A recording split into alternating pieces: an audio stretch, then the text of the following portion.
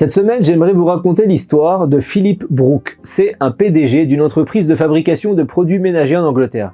Il cherche à embaucher un nouveau vendeur. Yehoshua, lui, de son côté, c'est un vendeur expérimenté et il tombe sur la revue spécialisée L'Offre d'Emploi et il candidate aussitôt pour ce poste qui s'annonce être un défi passionnant pour lui. Le PDG reçoit sa candidature parmi beaucoup d'autres.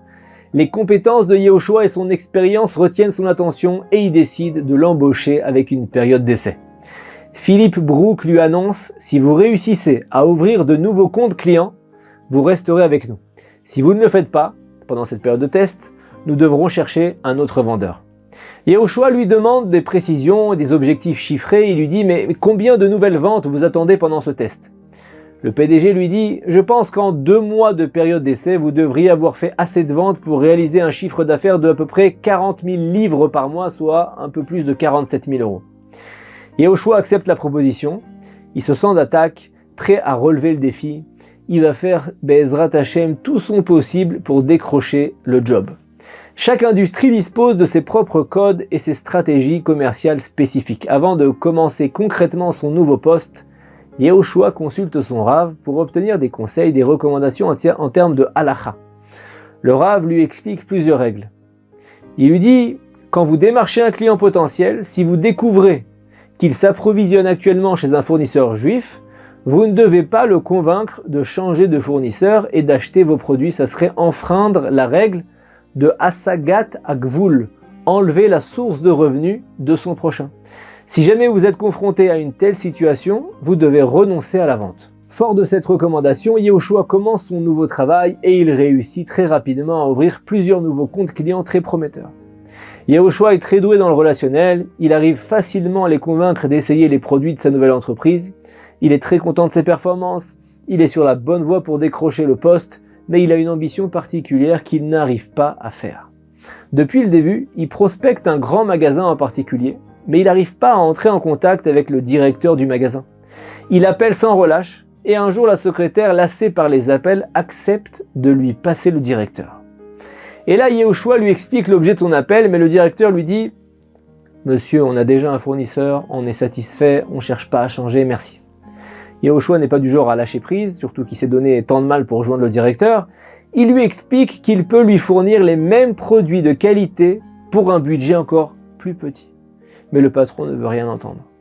Yehoshua insiste. Pendant 2 semaines, il le rappelle sans relâche. Et après 2 semaines intenses, il réussit à obtenir un entretien en face à face avec le directeur. Yehoshua étudie les besoins mensuels du magasin pour pouvoir lui présenter l'offre la plus compétitive possible.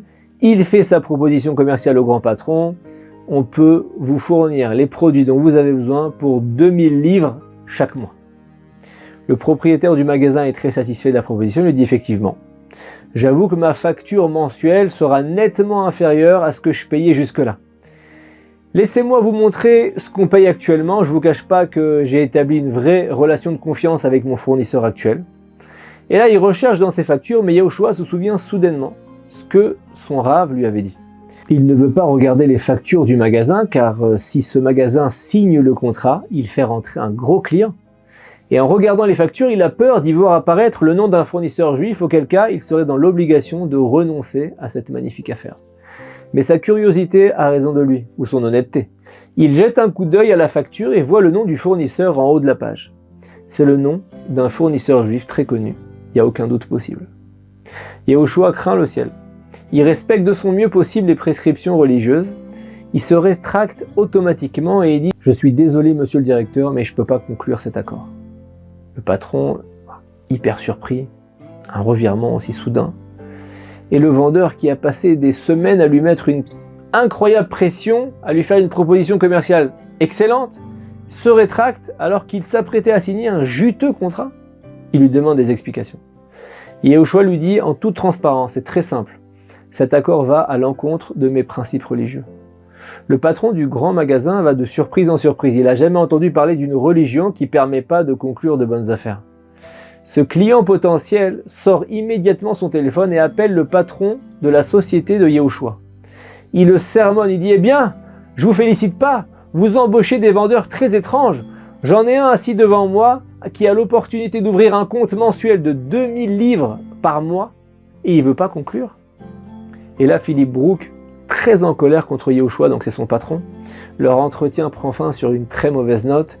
Il convoque Yehoshua pour une explication, il était très satisfait de lui jusqu'à maintenant, et il comprend pas du tout ce qui s'est passé. Yehoshua explique à son patron les conditions que son rave lui avait fixées. Mais Philippe Brook n'y comprend rien, n'en a rien à faire, et il lui répond agacé, « Je me mêle pas de tes affaires de religion. Mais pourquoi tu consultes pas un autre rabbin? Quelqu'un de plus indulgent ?» Yehoshua se confond en excuses et lui explique qu'il doit rester fidèle à sa religion et à ses lois authentiques. Cette affaire manquée, c'est un gros point en moins pour Yehoshua qui n'est pour le moment qu'en période d'essai. Quelques semaines passent et la période d'essai de Yehoshua arrive bientôt à son terme. Jusqu'à présent, il a réussi à faire rentrer 38 000 livres de nouvelles ventes par mois. Il ne lui manque que 2 000 livres pour remplir son contrat, mais désormais le temps est compté. 2 000 livres, c'est exactement le contrat qu'il avait décroché, mais auquel il a finalement renoncé. Du coup, il se met à douter. Pourquoi j'ai écouté mon rave? Cette histoire pourrait me faire perdre mon emploi. Mais rapidement, son bon penchant lui dit qu'il a fait ce qu'il fallait faire et que tout ira bien. Il ne peut pas être perdant à suivre la halakha, la loi juive, c'est impossible. Soit maintenant, soit plus tard, il le verra.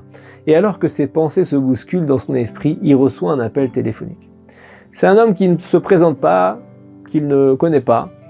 Il lui dit « Tu me connais pas, je suis vendeur dans le même domaine que toi, mais contrairement à toi qui travaille pour une entreprise, je travaille à mon propre compte. J'achète mes produits en gros chez l'un des plus grands fabricants et je les revends en magasin.